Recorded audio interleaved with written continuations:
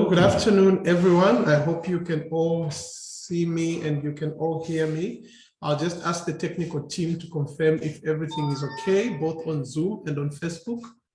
Okay, I'm told everything is okay. Thank you so much for everyone who has joined into this official launch of the investment preparation program. My name is Mwala Moto. I'm going to be the lead consultant on this program. I'm the Chief Executive Officer for Motor Holdings Limited. I can see most of you are already joining in. If you have some other colleagues that are also admitted into the program that are not yet in, you can extend the message to them so that they can also come through. So this is the official launch of the investment preparation program, a mentorship program run by Motor Holdings to support 1,000 SMEs across 5 countries to become investment ready and support them to gain access to financing. So the program is going to run for the next 8 weeks, and we are beginning with the first part of the program, which is the business planning process. I am the presenter and the lead consultant for the business planning process. And I will also take you through the business profiling process. Each of the respective modules will have different presenters and lead consultants that are going to be facilitating the program. So thank you so much for each of you that have joined in. It has been a few weeks of extensive campaigning and marketing so that we have candidates that will register for this program. I'm glad to mention that we have already overheard 1,000 that are registered.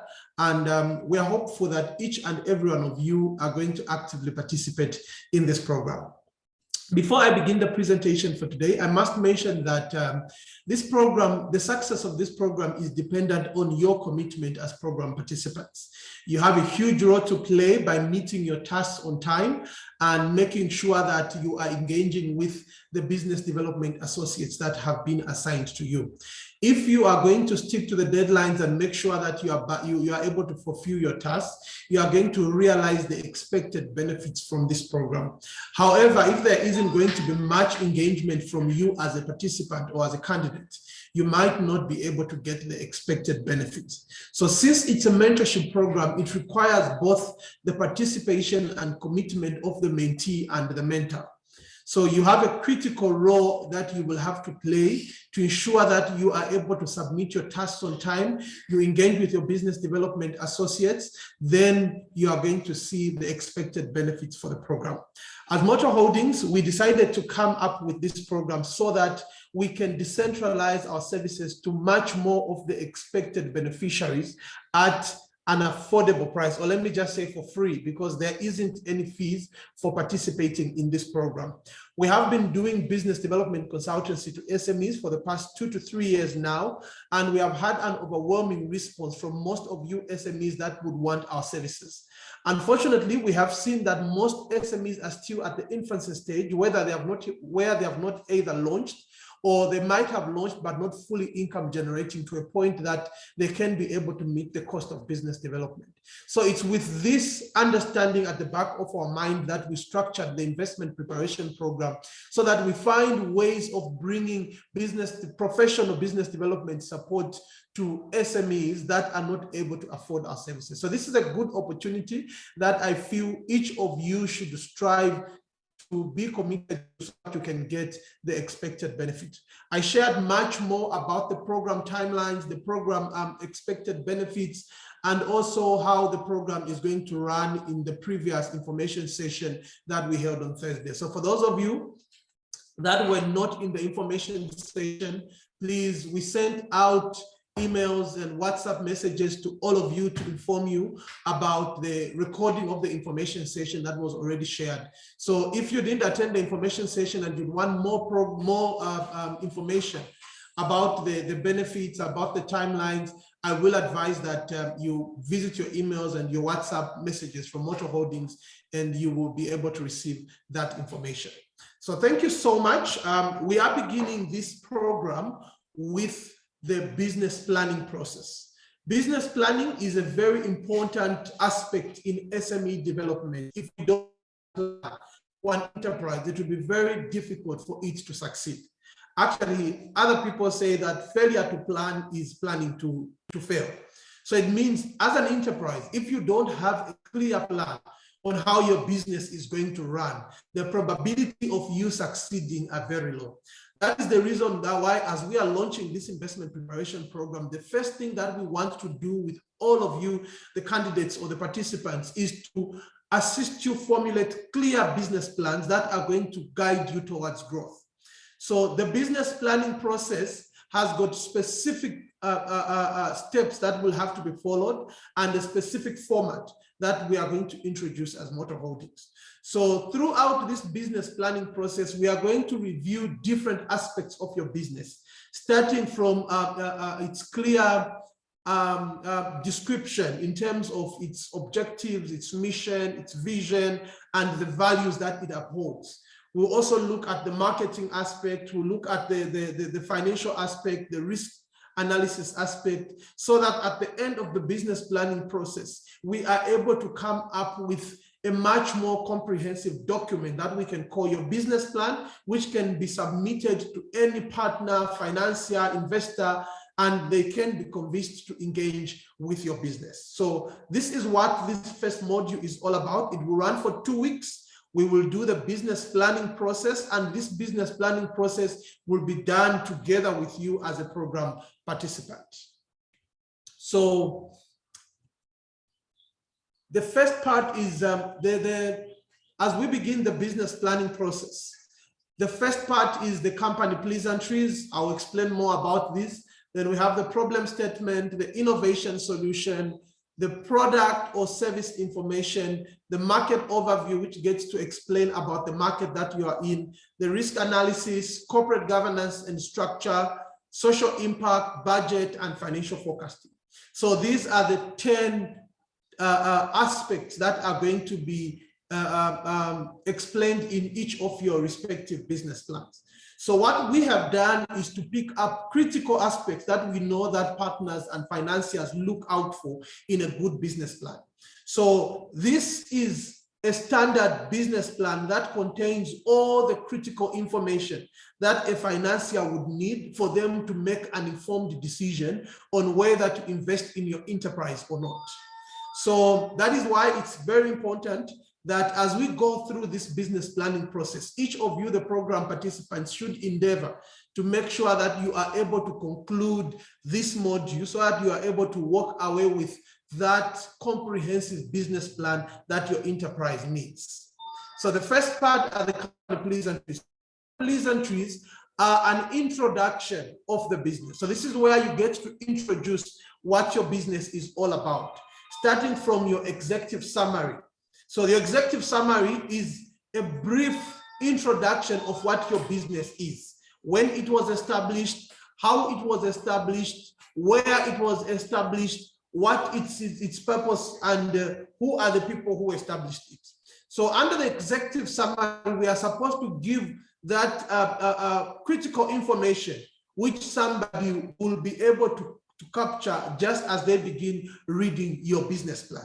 An executive summary is very important because in most cases, the people that you will give your business plan might not have the time to review the whole document, but they will be able to get that interest to review the whole document going with how you have structured the executive summary.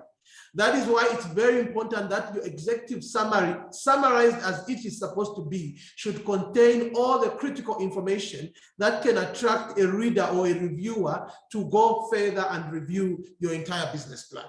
From there, we need to have a mission statement. A mission statement, that's why it's called a statement. I've seen people that have done business plans and the mission statement is a paragraph. If it was a paragraph, it would have been a mission paragraph. But it's calling a mission statement, it should be a one statement. So it means this should be a summary of what is the purpose of your business. Then there is the vision, where you get to explain where you want the business to go. Again, the vision should also be a one-word statement. Then here comes the goals. The goals are the specific things that you will want to achieve as a business. Then we have the values. The values are the things that you uphold as a business.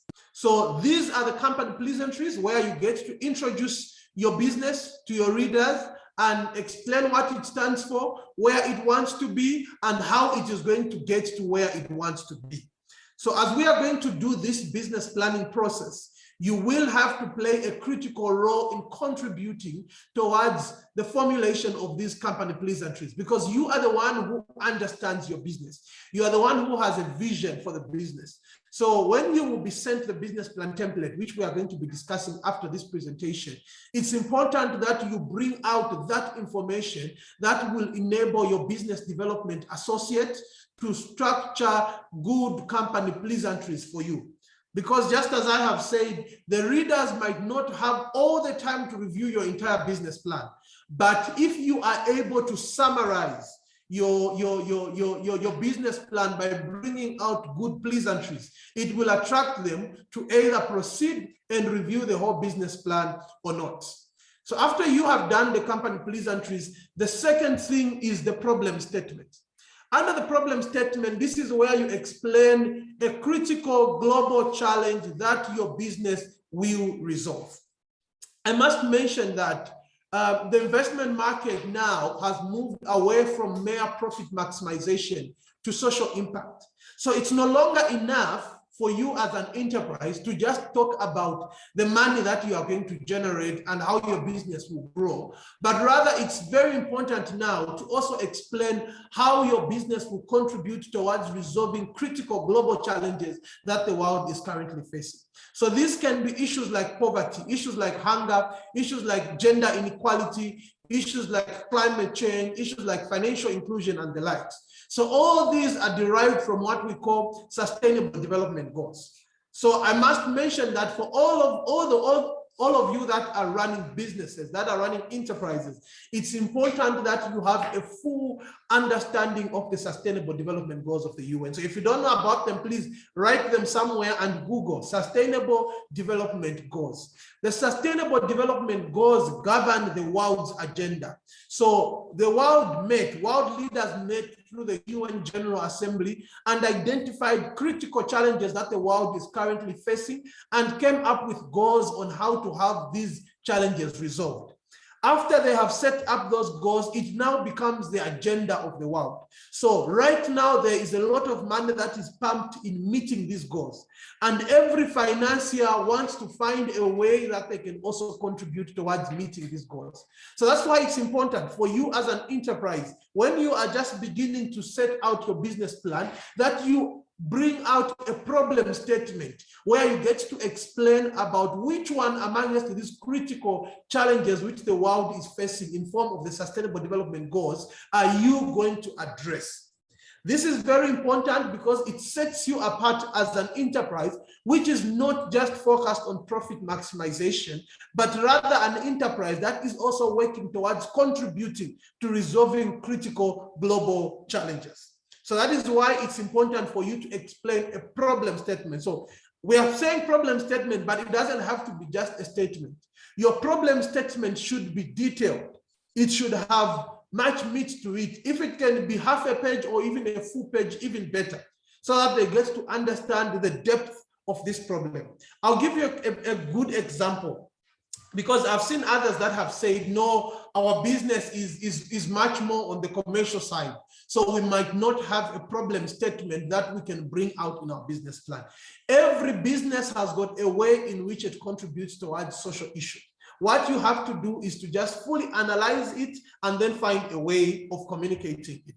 For example, when we were working on the business plan of the poultry side of our business, the processing facility to be specific, the critical social challenge or problem statement that we brought out, number one, was the issue of poverty in the area which we are operating in Chivombo. Chivombo is a rural district in Central Province. So what we were bringing out first thing is that being a rural district, it is full of poverty and a lot of people are living below the poverty line. However, most of these people are keeping chickens and goats, but they are living in poverty because they don't have a market on where to sell their things. They will have to stand on the roadside and sell their chickens at giveaway prices or their goats at giveaway prices. So by us setting up a processing facility here, we are now going to contribute towards resolving poverty in Chivombo district by presenting a market for the farmers on where to sell their products. So that's an example of a problem statement that you are bringing in.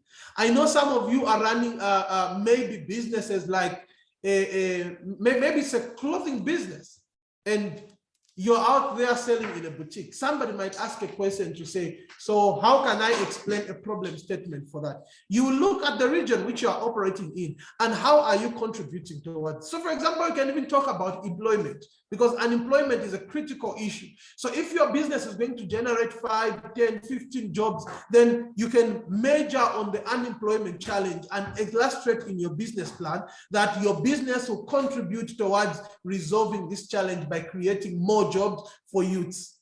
So these are just examples of how you can bring out and explain your problem statement in your business plan. So this is the second part which you need to do. Just after the company pleasantries, the next part is your problem statement, where you get to bring out critical information about your business plan and make sure that you align your problem statement with the sustainable development goals. If you can mention them, actually even better. So I want to implore all of you that take note of the word sustainable development goals and Google them immediately after this meeting so that you can now have a full understanding, read them and see which of those goals is your business seeking to address. After you have explained your problem statement, the next part is your innovative solution. So you explain how your business will resolve the challenge you have illustrated above. So in the second part, you are explaining your problem statement, which is the problem that you seek to resolve in your area of operation. The third part now, you bring about how you are going to resolve this problem. So there should be an innovative solution that you are bringing on board. This innovative solution can either be a new technology, it can be a new business model, or a replication of something which is being done somewhere else, which is not being done in the market which you are operating from. So in your innovative solution, make sure that you are able to clearly explain how this innovative solution is going to contribute towards resolving the problem statement which you had highlighted earlier on. This is very important because sometimes your innovative solution can be disconnected from your problem statement. So you might have labored so much to explain what the problem is. But if you don't get to explain how you will resolve this problem, then your business plan becomes disjointed. So it's important that as you illustrate the problem, you also come up with a way of fully illustrating how you are going to resolve this problem in your innovative solution. So we are calling it an innovative solution because it's important for you to understand that as you are seeking for an investment or as you are formulating your business plan to get an investment, there are several other people that are doing the same. And some of those people might have a similar idea to yours. So you need to find a way of packaging your business in a way that it seems innovative and different from what any of your competitors that might be seeking the same investment is providing to the investor. So that is why we are calling it an innovative solution. So if, for example, you are selling, you are running a boutique business, it's not enough for you to just say, I'm running a boutique and we are renting a shop in town. There are so many people that are renting shop. What makes your business different from those? So you need to bring out the aspects of innovation. Maybe you can talk about you selling your clothes online by setting up an e-commerce platform. You can talk about you being able to sell your clothes through social media through an active Facebook page. You can talk about you distributing your clothes through a network of young people that are selling these clothes on your behalf. So all those are innovative models or technology that you can bring out for you to be set apart in how you are presenting your business. So what I always tell people is what will determine on whether you get that investment or not, actually to some extent has got nothing to do with how unique your business is, but it has everything to do with how unique you will communicate your business. For example, when we were pitching for the Zanaco business competition as Motor Holdings to set up a small livestock processing facility, when you critically look at it, what we were setting up is a butcher. It's an abattoir where people are bringing chickens and they are slaughtering. What is innovative about that? There's entirely nothing innovative because abattoirs or butcheries have always been there and there are a number of them that are operating out there. The key there was for us to find a way of packaging that abattoir or that livestock processing facility in a different way compared to any other person that is going to bring the same idea. How did we do that? The first thing, we emphasized the social impact aspect. So when we went on the stage to pitch, the first thing that we talked about is farmers in Chibombo are struggling on where to sell their products. They have to walk miles, they have to walk by the roadside, and they sell at a giveaway price. So as Motor Holdings, we are seeking to set up a small livestock processing facility that will buy from these farmers and provide them with technical support on how best to breed and be able to grow their businesses. What we have done there is provided a new business model. Any other person who is setting up a butchery or an abattoir is just thinking about farmers bringing and slaughtering and selling out. They don't talk about how they will impact those farmers. But what we did is to bring out a new business model where we are saying, instead of us just focusing on these farmers supplying us, we know that these farmers, most of them have got low productivity. We know that most of them have got limited knowledge. So what we are doing is not just setting up an abattoir, but rather also providing support to these farmers and setting up a full value chain where the farmers are going to participate in. That is a new business model that made us stand out, and it became an innovative solution. So that's an example of how you can also communicate your business in a much more innovative way that can attract an investment. So what you need to do is to critically analyze your business. How can you bring in innovation in that business? I know most of you have got common businesses, which every other person is doing out there. And it's important for you to bring out that innovative issue. If you are running a hardware, if it's a poultry business, you need to find ways of bringing out innovation in that poultry. That is the only way that you will be able to stand out and gain competitive advantage over others that might be seeking the same investment as you. The fourth part is where you get to explain about the products or services information. So this is where you give more details about the product or service that you will be offering.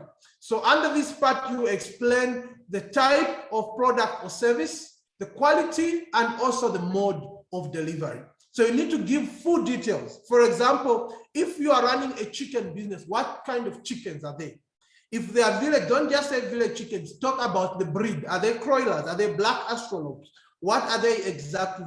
And then you talk about the quality.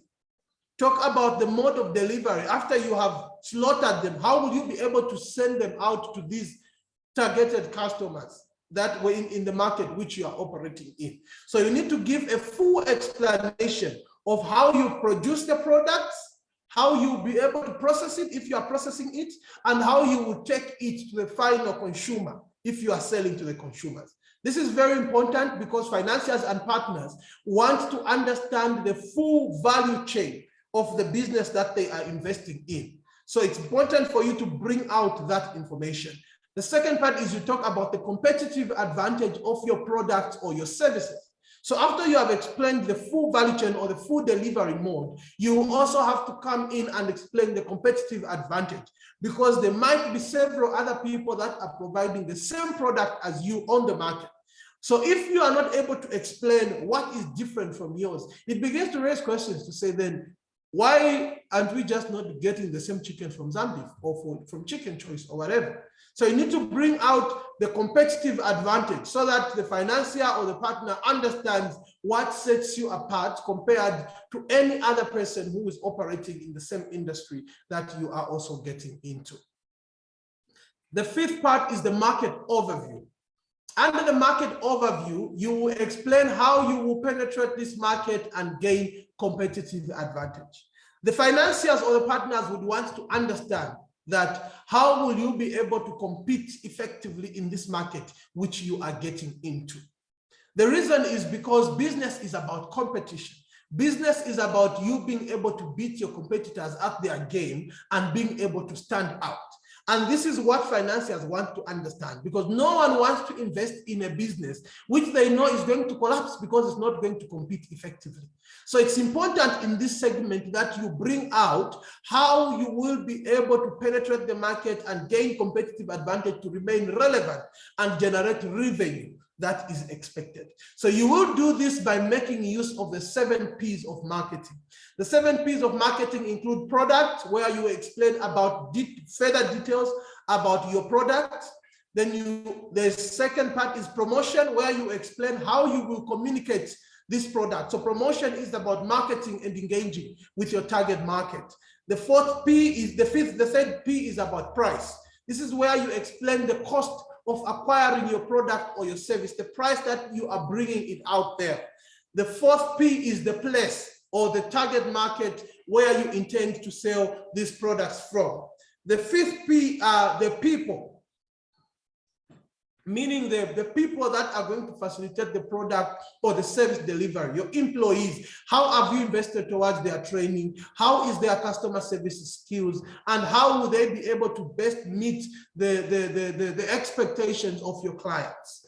Then the sixth P is the processes, meaning what is the process of you producing and also reaching all the way up to the consumer, and what systems have you put in place to make sure that the investment is going to be secure and the business is going to continuously run profitably. This is very important for the investors because they want to understand how secure their money will be through the processes and systems that you have put into your business. The last part is the physical evidence. How will your product or services be presented? So if it's a product, this is where you get to speak about issues of branding, you speak about issues of packaging and the likes. If it's a service, this is where you get to speak about the tangible evidence that comes in with that service. Maybe it's the good customer service, the serenity of the business environment where your service is being provided from. So it's important for you to have a full market overview by doing a comprehensive analysis using the 7 P's of marketing to bring out how you penetrate this market and how you will gain competitive advantage in the market. The sixth part is the risk analysis. Under the risk analysis, you highlight the anticipated risks and the mitigation or management strategy. So every business has got risks that are going to either make it work or make it fail. And this is what any financiers want to know.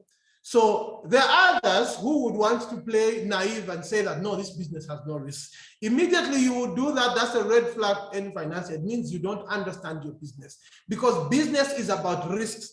Any business should have risks. So that's why under this segment, you need to highlight the anticipated risks or the risks that you are already facing as a business. After you have stated these risks, you need to also come up with mitigation or management strategy for each of those respective risks. It's one thing to just state the risks, but it's another to also come up with management or mitigation. So it's important for you to understand the difference between management and mitigation. Mitigation is where you can completely eliminate the risks. So there are risks that can be completely eliminated, but there are those that might not be eliminated, they can only be managed.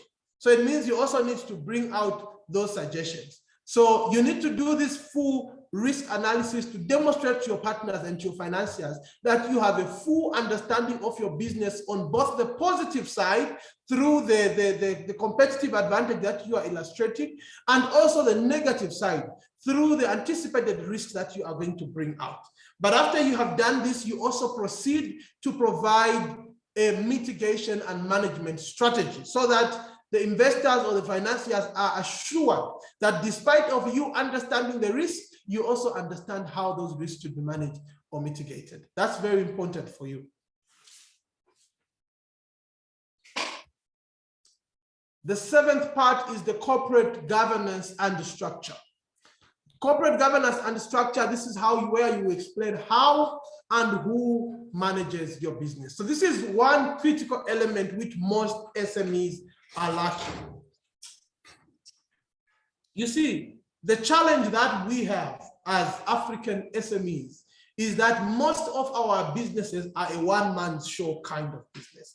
And I can assure you that no serious financier is going to invest in a one-man show kind of business, because that's highly risky. So for you to get the confidence of a financier or an investor, you need to demonstrate that your business has got good corporate governance structures in place. I know that most of you are still running smaller businesses or they are SMEs, but it's important that as small as you are, you should demonstrate on how your business has got a strong corporate governance structure in place. People think that corporate governance is only for bigger businesses, but I can assure you that even for smaller businesses, it's very important, especially if you are seeking to raise external investment, because it is those corporate governance structures that you are going to bring out that is going to give confidence to your financiers to say, this is something that is worth being invested in. So critical things as you bring out your corporate governance structure, the first part is your management structure. You need to have a management. Your business should not be a one-man show where you are the CEO, you are the finance, you are the HRR, you are the what. Everything is evolving around you. That is a high risk to any serious investor, because they know that once they pump money in your business and you die, it means everything is gone. So you need to demonstrate to them that you have a management structure in place. Your business might not be able to pay some of these people on full time, but what you can do also is by bringing in your relatives. Some of you have children, your wives, your nephews, your nieces, your brothers, your sisters. You bring them on board on your management structure.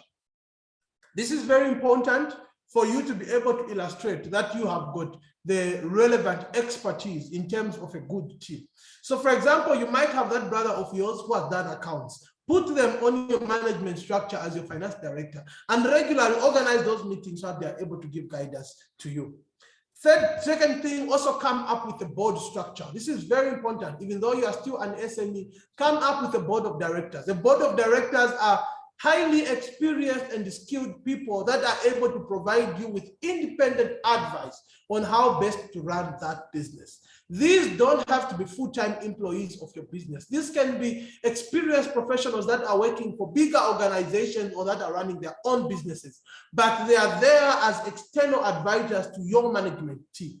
So you can identify people from your family, from your church. If you're not able to pay them board fees for now, you can actually put them there, and then later on, they are going to be paid board fees. But it's very, very important for you to have that board structure in place. I can assure you that serious institutions will not invest in an organization that does not have a board.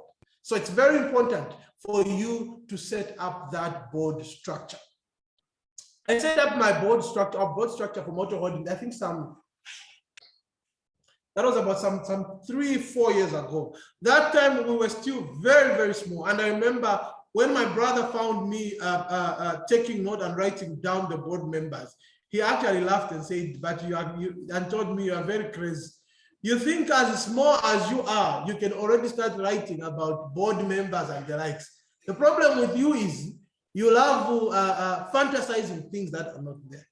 But for me at that point, I understood the importance of me presenting a good corporate governance structure to the financiers that we were engaging. So what I did is I mobilized some family members, friends, put them on the board, gave them appointment letters. We came up with a board charter and we had a board in place. When opportunities for financing came, I remember the first opportunity that came was financing through the African Union under the youth in agribusiness project. They were financing about $20,000 that time. When we had applied and were shortlisted, when a team of experts was sent from Nairobi, we were the only enterprise that was selected, the whole Zambia. And that team specifically came to meet us. And they requested to meet our board of directors. And because I had a board in place, I just mobilized them. We didn't even have an office. We asked a friend who had an office and we went and met them from that office, a board. And after that team went, they told us to say, I think you're an organized enterprise. We can see a good corporate governance structure in place. We are going to approve financing to you. And that's how we got the $20,000. So what I'm explaining here is, small as you are, it's important for you to have those good corporate governance procedures in place, because they are going to present you to potential partners and financiers as a worthwhile investment where their money is going to be safe. After that, you need to come up with policies and procedures. Move your business to a point where it begins to operate based on policies. You need to have that finance policy in place. You see, there are critical policies that every serious business should have. And every serious financier would definitely look for those policies before they are to make a decision to finance or to invest in your business. One of them is a finance policy, very important, to illustrate how finances are managed in your business. How are they protected? How are payments processed? How is payroll processed? How is bank reconciliation done? Those are critical financial aspects that every financier would want to understand, that they are well taken care of through a well-structured finance policy.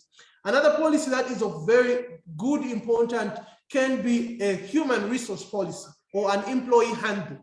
This is an important policy because the financier wants to understand how adherent you are to the expected laws in terms of the labor laws. So it's important for you to be able to demonstrate this through a clear human resource policy that governs your engagements with all your employees. There are, however, other critical policies that I think you should have. Things like a procurement policy, an anti-corruption and bribery policy. Those are policies that also just brings about that confidence in a financier to say you actually have a zero tolerance towards corruption. Because you see, if you are seeking to raise external investment, especially from international organizations, they have a strong emphasis on issues of ethics, making sure that the enterprises that they are investing in uphold the highest standards of ethics. And you can demonstrate this by bringing in policies that are deliberately structured to communicate your stance towards good ethics in business. So policies such as anti-corruption and bribery policy, equality and diversity policy, sexual harassment policy, those are critical, important policies that you can bring about. Child protection policy, your stance on your enterprise toward issues of child labor and the like. So you need to begin understanding that if you are going to gain access to financing, you need to start structuring your business in such a way that it begins to interact with the corporate world. You see, the corporate world has got a way in which it works. And the corporate world will not bend for you, but it's you to raise to the standard of the corporate world. I want to repeat this again. The corporate world has got the way in which it operates. And the corporate world is not going to bend for you as a small business, but it's you to raise to the standard of the corporate world. I always see young people complaining on Facebook saying, no, these opportunities, it's just the same people that get the same opportunities. Some of us don't have some people, even just issues of company registration. They are probably saying on Facebook to say, some of us, our businesses are not registered and these opportunities require business registration. So you expect the corporate world to bend and start financing informal businesses because you are feeling lazy or you don't want to register your business with at Patra. So what you need to understand is the corporate world will not bend for you, but it is you to raise to the level of the corporate world. The reason why they are the same people that keep gaining access to finance every now and then is because most SMEs do not want to raise to the standard of the corporate world.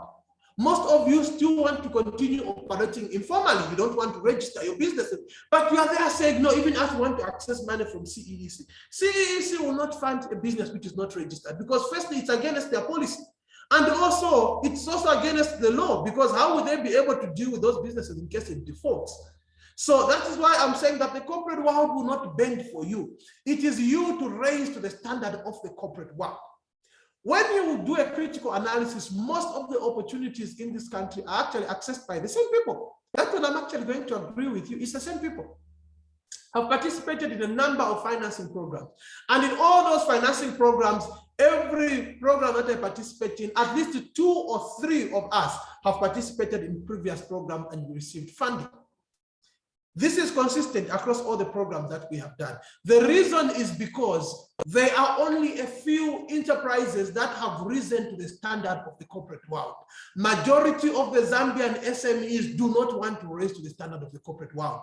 People are registering businesses. They are not even doing subscription at PACRA. They are not even paying ZRA fees to get tax clearance certificates. They are not even preparing proper financial records so that they are able to present financial statements. Most of them, actually majority, 99% are not even having their financial statements audited and the likes. But those of us that are in the category of raising our business to the standards of the corporate world, where we have formally registered our businesses, we have come up with clear policies and procedures, we have come up with management and board systems, we are preparing proper financial statements and even having them audited. That is the reason why we are finding grace in the eyes of the corporate world, because we speak the language that the corporate world understands. Don't go to an investor with the approach of saying, no, I'm small, so I don't know what to do, so assist me. The corporate world doesn't care. That one I'm going to tell you openly. They don't care. You don't go there with a pity party attitude. You don't go there with an attitude of saying, please come and help me. You go there with an attitude of saying, I'm here, I'm the best at what I do, I have all the requirements, come and see what we have already done, and I deserve this because I am the best. Those are the kind of people that the corporate world wants to deal with. And this can only be done by you strictly adhering to good corporate governance practices. Come up with a management team, come up with a board structure, formulate policies and procedures that are going to govern how your business operates. When you will do that, you are elevating your business to the level of the corporate world. An enterprise that is not integrated with the corporate world is not going anywhere. Because you see, the corporate world is where the money is. That is where the opportunities are. You cannot survive in business if you have not integrated your business with the corporate world. That is one fact that I will tell. Unless you will be a local champion running a small shop and everybody knows you in your neighborhood, yes, you can. But if you want to raise a business, that is not just employing 2, 3 people, but you are employing people in the ranges of 50, 100. You're operating across different provinces or probably even across different countries. Then you definitely need to raise to the standard of the corporate world. And this can only be done by these things that I'm telling you about here: management structure, board structure, policies and procedures in place. You can't run away from this when you are in business. Those of you that have not yet registered your business, I still want to emphasize, if you are running an informal business, it is not going anywhere. It will forever remain a cantemba and you'll just be a local champion. Without a formally registered business, there's nowhere you're going. Your business needs to be registered. That pity party of saying, no, we don't have money for registration, PACRA is expensive. PACRA is not going to reduce prices of registration because you can't afford. No. What you have to do is to find that money and go and register yourself. Register with ZRA.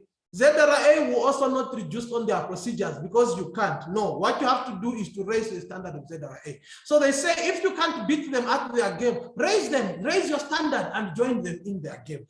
That is the only way that you can succeed.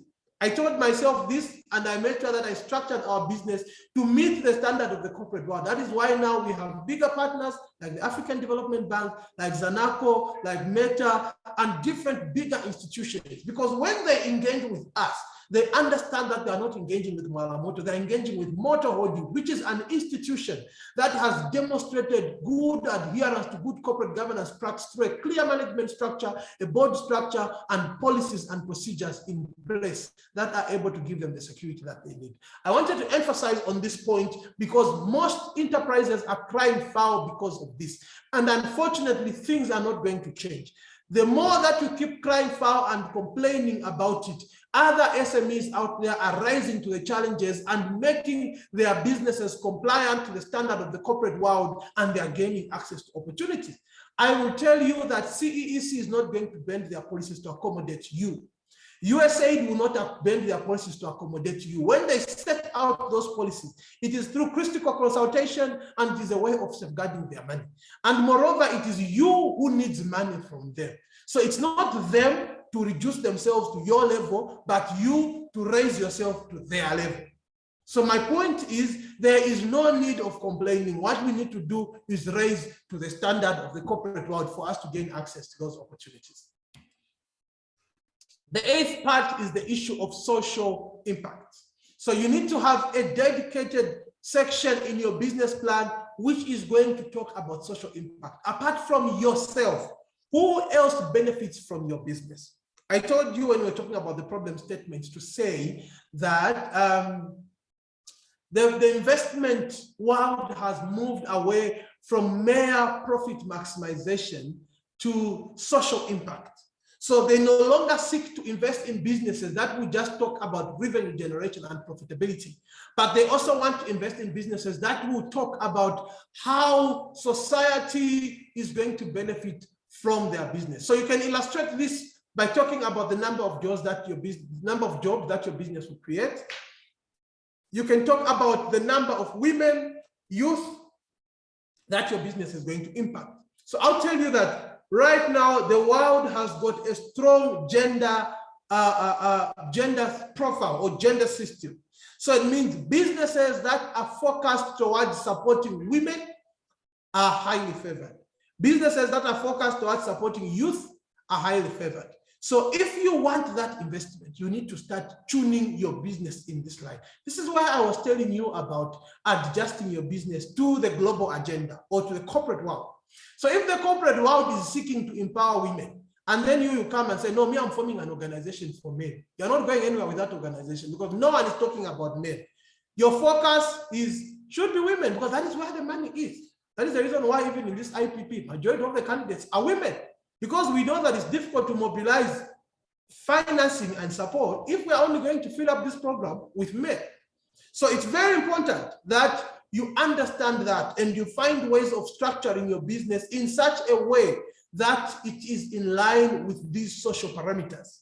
If you are running a boutique business, talk about how it will contribute towards women. If you're running an agricultural business, talk about how you will empower women by employing a majority number of women. And you can actually do this at your business, employ majority women, and then say you're empowering the women, and you'll definitely be able to get that support. Rural development. Some of you are operating in rural districts. That is a very huge advantage. Talk about how your business is going to take industrialization to that rural area, which is still struggling with unemployment. So when you bring out such aspects, they know that their money is going to go in less privileged communities that are ravaged with poverty, and it will contribute towards resolving the challenges in these districts. So what you have to do is to align your social parameters, the sustainable development goals, and bring them out in much more details under the social impact. You should also be able to bring out statistics. For example, talk about the number of jobs that your business will bring in, both direct and indirect. If it will be empowering people, maybe through cooperatives, through suppliers, farmers, and the likes, talk about the number of farmers that are going to benefit in that program. If you're operating in a rural area, bring out the statistics in that rural area. What are the levels of poverty? What is the gender profile in that area? How are women affected by cultural issues and the likes? And then you bring out how your business will now contribute towards resolving those challenges. It's very important. Like I have said, the business world the corporate world has moved from mere profit maximization to social impact. So the more that you present your business as a socially aligned business that contributes towards the resolution of critical social challenges, the more it gives you an advantage over others that are seeking to raise an investment also. I know that there are others that have stood and said, oh no, some of us, our businesses have no social impact, so how can we do it? Every business has a social impact. That I can tell you. The only thing that you need to do is to be smart enough and find ways of packaging that business. I'll give you a good example. If you're running a barbershop, there's a young guy who, in one of the lectures that we were doing, he came to me and said, oh, me, I run a barbershop. So what is the social impact of a barbershop? So maybe these social impact issues are only for people that are in agriculture. I asked him to say, where is your barbershop running from? He told me the barbershop is in Shibuyunji. I said, oh, okay. This barbershop, is it powered by, do you have electricity? I said, no, I have a small solar system. So what I do is I'm powering it using solar. I said, okay. So to me there, I'm already seeing a huge social impact for your business. So if it was me who was running that business and I'm pitching it to a potential financier, my pitch would be something like this. My name is Mwalamoto. I run a barbershop in Shibuyunji called Moto Barbershop. Shibuyunji is a rural district in Central Province which does not have electricity, and because of this, there are very few barbershops in the area. In my area, to be specific, people have to walk 10 kilometers for them to gain access to the nearest barbershop at Tumbeko, where there is electricity. However, for those that were not able to walk, they had to use laser blades or they had to use scissors for them to cut their hair. This resulted in a number of them having cuts, and because they were using one laser blade, they also resulted in the spreading of diseases like HIV and AIDS. So as Mwala Barbershop, we want to contribute on resolving these challenges on young people walking long distances to access a barbershop and the spread of HIV AIDS by using unsafe means of cutting hair by opening up a barbershop within Shibuyunji. The barbershop is going to be powered by solar by the way of promoting clean energy within the area. So we want an investment so that we can resolve this challenge in Shibuyunji and find ways that we can support the community. What we have done there is bringing out a social impact case for a major commercial project in form of a barbershop. So what you do there is, instead of the financiers looking at just a barbershop, the financiers are now going to start imagining a young person in Shibuyunji who's walking 10 kilometers looking for a barbershop. They'll start imagining a young person who's being cut hair and the blood is coming all over. And they'll say, I think the best business that we should invest in is Mwala Barbershop because it is going to resolve problems for the people in Shibuyunji. That is a smart way of communicating your business.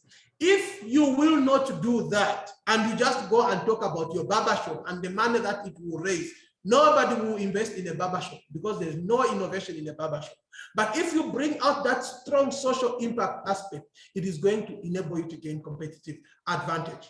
So that's why I'm saying that it's important for you to be very, very smart on how you are communicating your business so that you are bringing out that strong social impact access. Because the corporate world, again, I still repeat, it has moved away from profit maximization to social impact. Therefore, it's important for you to be consistent in all your business communications, that you are going to have a strong social impact within your area of operation.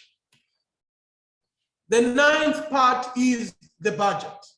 In the budget, you will talk about how much you need, when do you need it, and what will it be used for. So financiers are also very interested in this part. I've seen people that have worked to engage with the financier. Some people have actually contacted me. No, Mr. Moto, I have a very good idea and I would want to partner with this so that you can invest in our business. You ask, okay, how much do you need as a business? No, I think first we have to go and research. That is disorganization. You need to have a full budget for your business anytime. Right now, if you are to ask me how much money external financing does Motor Holdings need for us to do any of our expansion projects, I'm going to give you a full budget, word by word, equipment by equipment, how much it costs. I've even already engaged potential suppliers. I'm ready as long as the money is going to be provided. That is also the attitude that you also need to have. You need to have a full understanding of what is needed for you to launch or to expand that business. And that should be documented through a budget in your business plan. That budget should first include how much are you in need of as a business, how much are you requesting from the financier, and then how much are you contributing. I want to speak about this again. Never approach a financier to raise money for a business which you are contributing nothing to yourself. I want to repeat again, never approach a financier to ask for money to invest in a business which you are not contributing anything for yourself. So if the budget for you to start that business or to expand that business is 100,000, at least find the 20,000 yourself, so that when you go to CEEC, you say, me, I'm bringing 20. CEEC assist me with 80. Actually, for me, what I advise is if you can bring 50, let them bring 50. But I'm not saying it's a must, but at least bring something also. The issue is, no one will take up the whole risk in the business if you have not taken anything yourself. Because you see, there are some of us, especially young people, that are dreamers on how we structure our businesses. I've seen people that have engaged us for fundraising and they are saying that, no, our business, we want to set up a global e-commerce platform and we need a budget of 2 million. You ask them, okay, so how much are you bringing to the 2 million? Nothing. Like, seriously, you think there is any institution that will give you 2 million when you have brought nothing yourself? There's no one. That is dreaming. If you need a budget of 2 million, at least be ready to bring even a 500,000 yourself. That is the only way you can secure that investment. If you can't raise it, then bring it down. Probably if you're requesting for smaller amounts like a 5-pin, a 10-pin, marketeer loans under CEEC, yes, they will give you if you're not bringing something. But if you're talking of a bigger amount, 100,000, 500,000, 200, 1 million, definitely you also need to bring something on board. This is very important because it demonstrates a perception of shared risk. The financier will be able to trust you because they know that if you have spent something yourself, you will be keen to make sure that the business succeeds because you have also spent. But they know that if they are the only ones who are spending, what is going to motivate you to make sure that the business succeeds when you know that regardless, the money has not even come from you? So it's very important for you to make sure that the business is well financed by also contributing something towards that. It's almost raining here, so let me just ask somebody can close the doors and also close the windows so that there isn't much disturbance. Yes, so it's very important for you to also contribute something to that budget. I know some of you are going to say again, no, some of us, we are young people, we don't have money, we don't have what. I'll still repeat, there is no charity in business. If you approach business where you keep presenting yourself as a charity case, no, some of us, we are poor, we need help. Investment is not for poor people. If you want financing because you are poor, go to social cash transfer. I'm saying this with all due respect, and I just want to be honest with you. There are some of you that will engage investors on a perception of charity. No, as we are poor. No, me, I'm a young person. No, me, I'm a woman. No, me, I'm what? The business world is ruthless. The business world does not finance based on pity. Even the so-called development financial institutions like CEEC and the likes, in as much as they are focused on marginalized people, women, youth, they are not seeking women and youths who are destitute. So the more you demonstrate yourself to CEEC that you are destitute and vulnerable, you are actually disadvantaging yourself. When you are going there to CEEC, they're coming for due diligence, put on your best suit, show them that you are a business person. Don't put on a pity party and not comb your hair and then come and start telling them about your problems, your children that are not going to school, and now you need money so that you can feed your children. They are not invested in your business because you are telling them that you are a high-risk individual. If they invest in your business, you get that money and go and pay for your children's school fees, which is not their purpose. So that's why it's important that as you are pitching and communicating your business in your business plan, you should be able to illustrate how much you will also contribute to that business, because the financier is interested in sharing the risk together with you. So what you can do is, if you are working, for example, you can get a loan and also bring on board to that. If you have some asset which you can sell, please sell that asset, whether it's a vehicle, and also bring it on board. That way it will give you competitive advantage. I'll share this with you that most of the funds that we have voted, it is because we demonstrated that we are also bringing something on the table. When we participated in the Zanaco competition, for example, it was very clear. We told them to say, apart from us seeking the 1 million, we are also bringing another 1 million. And that gave us a competitive advantage because we were different from any other youth business that stood to those judges and said, we need money, but yet they are not contributing anything. So in case you hear a lot of showers, it's because it started raining every year, and I'm hoping that you'll be able to get that clear. Technical team, is it clear? Okay, thank you. I'm told that's a bit clear. So pardon us, it's raining heavily, and because of that, the showers are also making noise.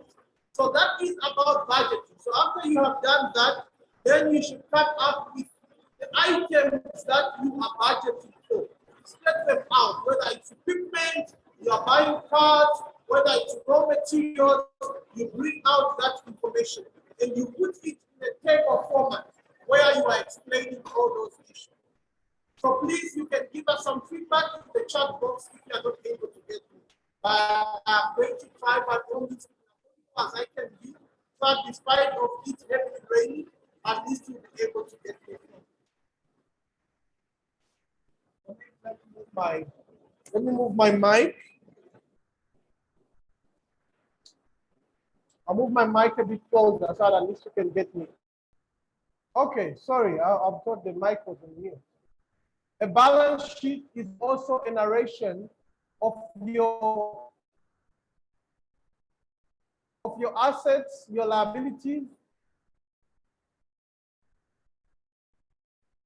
and your equity contribution. So the financial forecast should illustrate how your business will grow after the investment in terms of revenue, its profit, its cash flow, and the assets. So this should include an income statement, which I was saying it is a narration of your profitability. It will bring out your revenue, your cost of sales, your gross profit, your net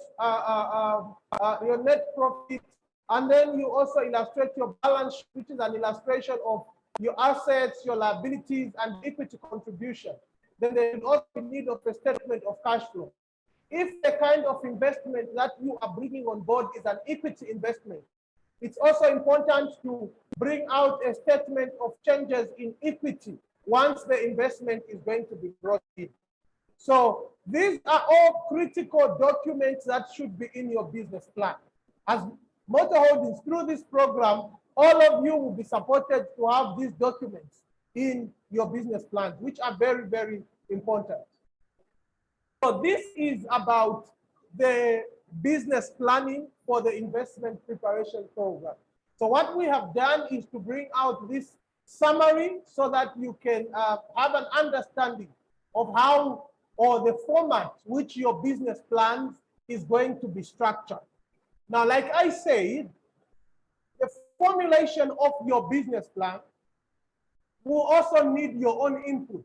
So it means each of you as candidates will have to complete a business plan template. How this business plan template will be completed is you will be sent this link, which you are seeing on the screen, motorholdings.com/IPP-submission. On this link, when you will click on the link, it will now, I'll ask technical to be able to minimize the screen so that it can give me an option to click. Okay, I hope you can see the screen from the web page. So this is the web page. After you click on that link, which I was showing you, it will bring you on this web page. On this web page, we have a list of business development associates that have been assigned to each one of you. Immediately after this meeting, you will all be sent emails and WhatsApp communications, including text messages that will share the name of your business development associate and also the link for you to come on this web page.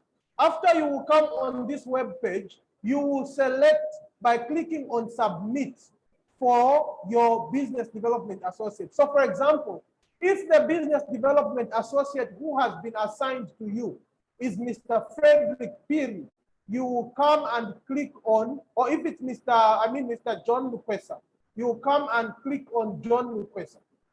Then it will bring you on this. So they are going to upload it, but the business plan template is going to pop up like this, and then you will complete the details. After you have completed the details, you are just going to be asked questions about your business. Each of these questions will have to be answered. After you have answered, then you click on send. Once you will send that information, your business development associate will receive it by email, and then they will work on your business plan. Like we shared in the timelines, the deadline of formulating and completing all the business plans is on the 22nd of January. So by the 22nd of January, all of you should have sent through your business plan templates. And then your business development associate should have completed your business plan.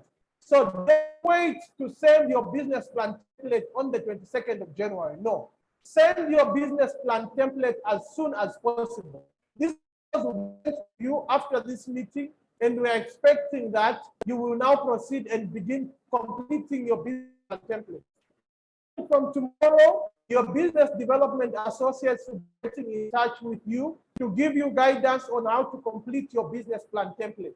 Submit them as soon as possible so that they can work on your business plan.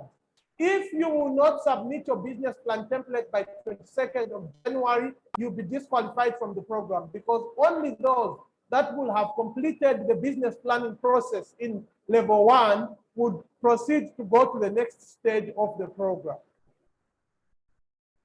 So this is about the business plan template. So like I have said, the link will be shared. It will bring you on this web page, which is listing your business development associate. Then you will click on the link for submission for your business development associate. Please be specific.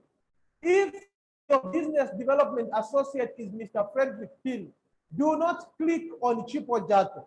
Click on Frederick Peel. If it's Chipo Jato, click on Chipo Jato. That is the only way that your submission will go to the correct business development associate.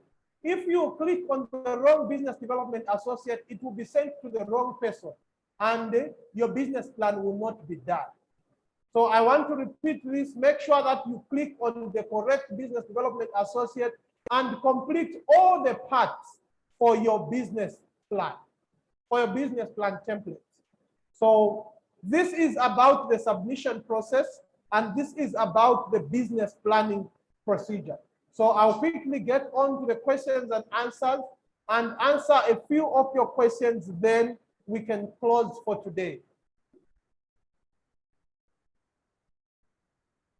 If you have any questions, please, I'll just ask you to type in the chat box. Unfortunately, because of the rains, we'll not be able to receive oral questions. We'll just ask you to type in the chat box, and then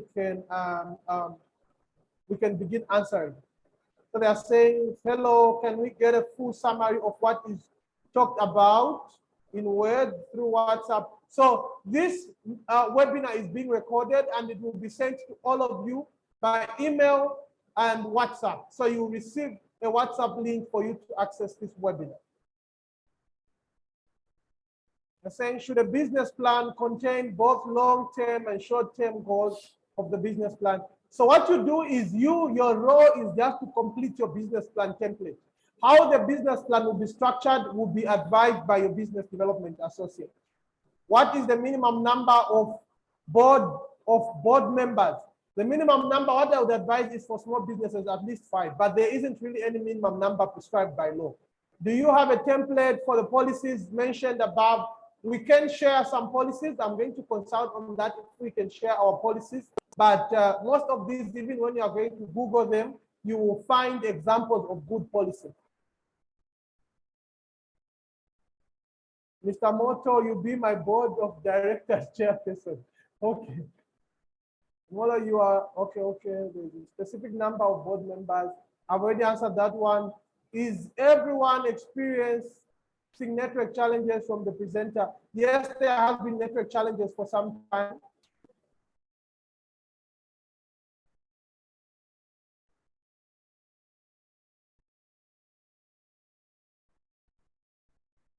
Saying, I joined the live streaming a bit late and may not be able to position to go to the end, go to the low board. We are going to send the recording to all those that joined late, so you can start it from the beginning and listen through up to the end.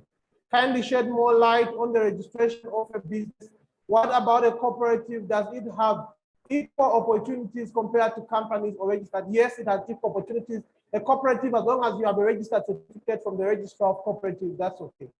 The minimum number of board members, like I've said, I would advise 5, but if you can go less than or above that, it's still okay. How do I know which person to submit my business plan to? So you will be sent out an email which will state the name of your business development associate. And as you are doing that submission, you select on the name of your business development associate. How many members are minimum needed to be in the board? I've answered this. Should a business plan contain both long-term? I think this has been answered. I just wanted to find out if there will be also guidance for CEC and other opportunities currently available.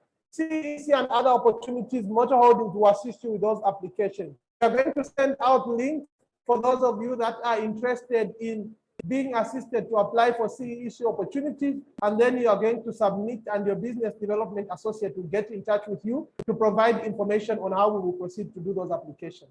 What is the difference between partner, business plan, and business proposal? It's one and the same thing. Hi, thank you for the insight. Is it possible for you to create a WhatsApp page so that we are updated? So we have a lot of communications via WhatsApp, messages, and emails. So make sure that at any given time you receive an email from us, you receive WhatsApp messages from us, and even text messages. If you don't get any of these, it means the information that you provided is wrong, and I would advise you to call us through our company line, and then your information can be updated. So we have very efficient communication channels in place that are automated and are able to send out WhatsApp messages, email broadcasts, text broadcasts, and they can be sent to all of you. So there's no need of forming a WhatsApp group. I think there are some WhatsApp groups that were formed, and those ones are just used for your development associates to announce. What is investment size tickets? I think you need, I've not understood much more of this question. Does the founder have to be the one to pitch? Yes, the founder has to be the one to pitch. It's very important because the financiers want to understand that the founder understands their business. So they should be the ones pitching. How can I know that this is my associate? So we'll send out the names. Hello, I'm an SME partner with an already established business in order to gain more credibility. Is this program? Yes, as long as you are registered. So if you have joined this live and you are not registered, you will not receive the information. So you have to register first. So if you have just joined and you are not fully registered, please call us. Then we'll be able to give you guidance.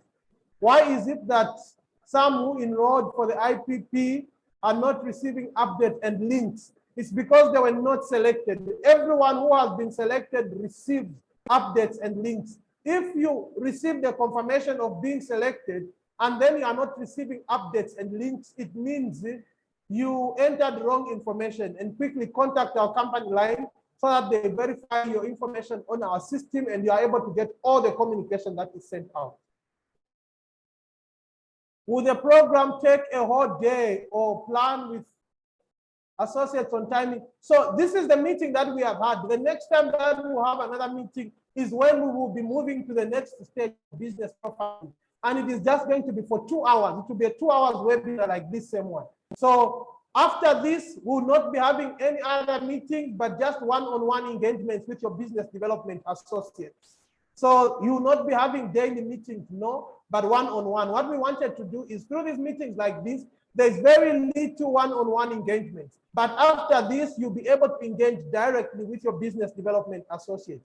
That will give them ample time to be able to give you the required support as we are formulating your business plan. Hello, sir. Those waiting for certificates from PACRA can still submit templates, right? Yes, but we are only giving limited time.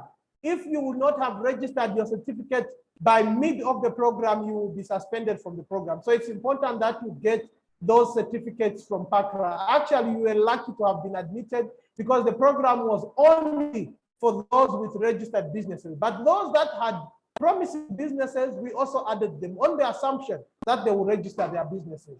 How do I know the right business associate? The name will be shown. I can't see new questions. People are asking what might be the problem. On corporate governance and structure, what of those who have sole proprietorship businesses? Is it possible also to be able to put all those things? Yes. Even if it's a sole proprietorship, you can put in a management team and even a board. But what I would advise is incorporate your businesses as a limited company. It's more advantageous, unlike a sole trade. I'm from Malawi. Can you list us Malawi Motor Holdings counterparts? So all of you from Malawi, Rwanda, Kenya, Tanzania, you will all receive the names of your business development associates. So for you from those countries, actually, your business development associates are your country managers. So as long as you are part of the WhatsApp group from Malawi, country manager is your business development associate, and you will receive a WhatsApp and email communication to tell you their names and also their contact. What about sole trade? Okay, thank you for the good presentation. Does a business name registration have limitation in acquiring funding? No, it doesn't matter. As long as, again, it's not an insult or it's a name which is inappropriate.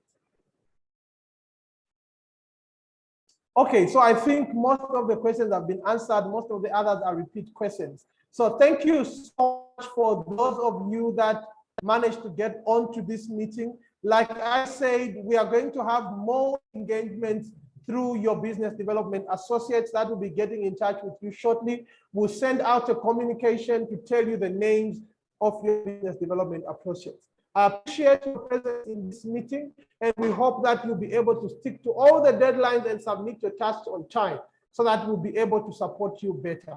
Like I said at the beginning, the success of this program is dependent on your ability to be able to meet your tasks on time and engage with your business development associates.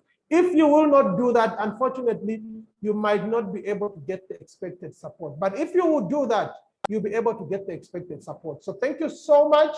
We will have our next webinar in the next 2 weeks where we will speak of business profiling. I hope by that time, all of you will have completed your business planning templates and your business plans would have been formulated. So for now, I'll say thank you and have a good day. We hope to engage more with you tomorrow through your business development associates. Bye-bye.